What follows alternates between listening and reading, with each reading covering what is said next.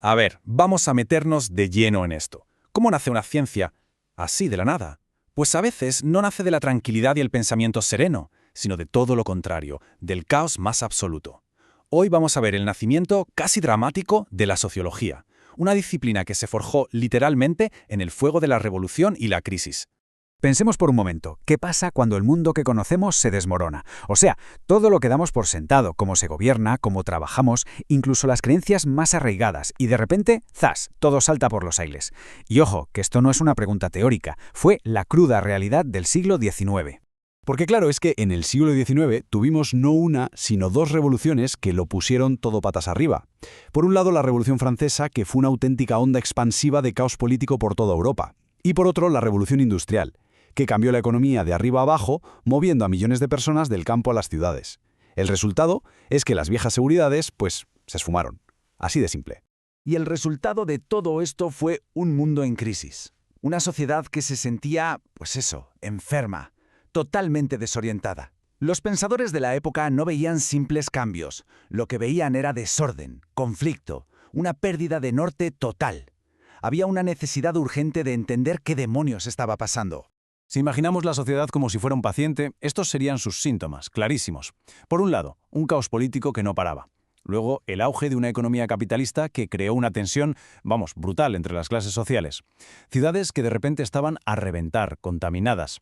A esto se le suma una pérdida de la certeza religiosa y moral. Y, al mismo tiempo, como una especie de contrapunto, la ciencia ganaba cada vez más prestigio. La pregunta era, ¿podría la ciencia ser la cura para todo esto? Y es justo aquí donde aparecen nuestros protagonistas. Frente a esta sociedad que parecía enferma, surge un nuevo tipo de pensador, los que serían los primeros sociólogos. Y es que ellos se veían a sí mismos casi como doctores, con la misión de diagnosticar los males de la sociedad y, con un poco de suerte, encontrar el tratamiento. Bien, pues vamos a empezar este viaje en Francia, que era el epicentro de todo este caos político. Allí, los primeros doctores de la sociedad estaban obsesionados con una única pregunta: ¿cómo diablos restauramos el orden en medio de toda esta anarquía? Y la primera gran respuesta, la primera gran idea, vino de la mano de Auguste Comte. Se le ocurrió lo que llamó positivismo. Su lógica, en el fondo, era bastante simple. Oye, si la física tiene leyes para el universo y la biología para los seres vivos, ¿por qué la sociedad no va a tener las suyas? Él defendía que para luchar contra la anarquía hacía falta una especie de física social, una ciencia nueva a la que de hecho él mismo bautizó como sociología.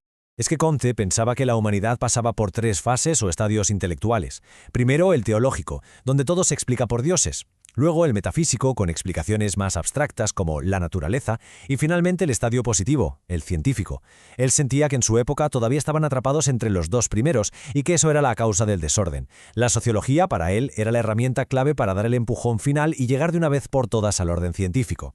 Pero luego llegó otro pensador francés, Émile Durkheim, que fue un paso más allá. Para él, el problema no era solo de ideas o de política. No, el diagnóstico era mucho más profundo. Decía que la sociedad sufría una especie de enfermedad moral. El pegamento social, esa cohesión que mantenía a la gente unida, se estaba deshaciendo. Y aquí viene su gran genialidad. La aportación clave de Durkheim fue definir qué es lo que tenía que estudiar la sociología, los hechos sociales. ¿Y qué son?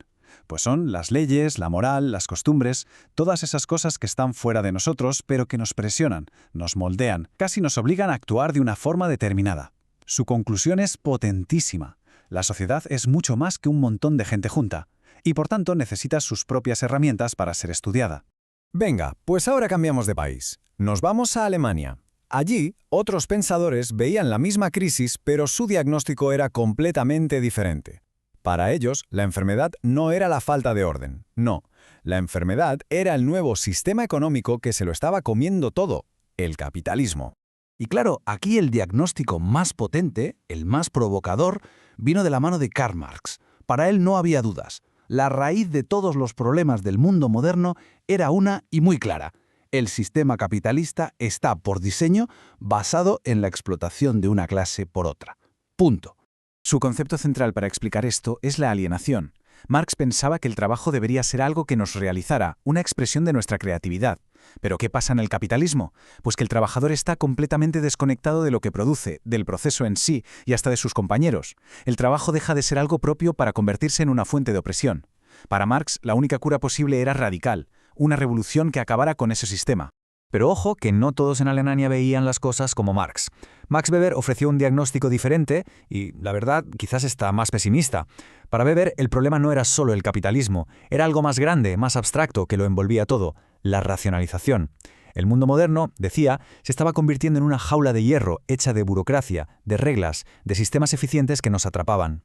Y aquí tenemos uno de los grandes debates de la sociología. ¿Dónde está el verdadero problema de la modernidad? Para Marx, la respuesta está en la economía, en la explotación. Pero para Weber, el problema es más bien cultural. Es un tema de control. Es esa racionalidad, esa obsesión por la eficiencia llevada al extremo, lo que nos aplasta el espíritu. Y lo más fuerte de la idea de Weber es que esa jaula de hierro, según él, existiría igual en un sistema capitalista que en uno socialista. Bueno, y mientras estos gigantes del pensamiento analizaban las grandes estructuras, la economía, el Estado, otros pusieron el foco en algo mucho más concreto, pero igual de nuevo y fascinante: el individuo moderno, el que nace y vive en el caos de la gran ciudad. Aquí entra George Simmel. Él se dio cuenta de que vivir en una gran ciudad, en la metrópolis, era una experiencia psicológica totalmente nueva. Hay tal bombardeo de estímulos, de gente, de información, que para no volvernos locos desarrollamos una especie de coraza, una actitud un poco fría y distante. Es una paradoja. La ciudad nos da una libertad increíble, pero al mismo tiempo nos vuelve más anónimos y a menudo más solitarios. Vemos entonces que estos primeros médicos sociales dieron diagnósticos muy diferentes. Y no encontraron una cura mágica para todo. Pero lo que sí hicieron, y esto es lo importante, fue plantear las preguntas clave. Las grandes preguntas que la sociología, todavía hoy, sigue intentando responder. Y el kit de la cuestión es este. No estamos hablando de ideas viejas y polvorientas, para nada. Son las herramientas que seguimos usando para entender el mundo. La idea de Durkheim de que la sociedad nos da forma. La de Marx sobre el poder y el conflicto. La advertencia de Weber sobre la jaula de la racionalidad. O la visión de Simmel sobre cómo nos cambia la ciudad. Todo esto son los cimientos sobre los que se construye todo lo demás. Y todo esto nos deja con una pregunta final, para darle vueltas. Si miramos el mundo de hoy con la globalización, las redes sociales, las crisis, ¿qué idea de estas nos parece que encaja mejor? ¿Es la explotación de la que hablaba Marx, la jaula de hierro de Weber, esa falta de cohesión de Durkheim o la vida solitaria en la metrópolis de Simmel? La respuesta probablemente es que todos, de alguna manera, siguen teniendo una parte de razón, y mucho que decirnos sobre quiénes somos.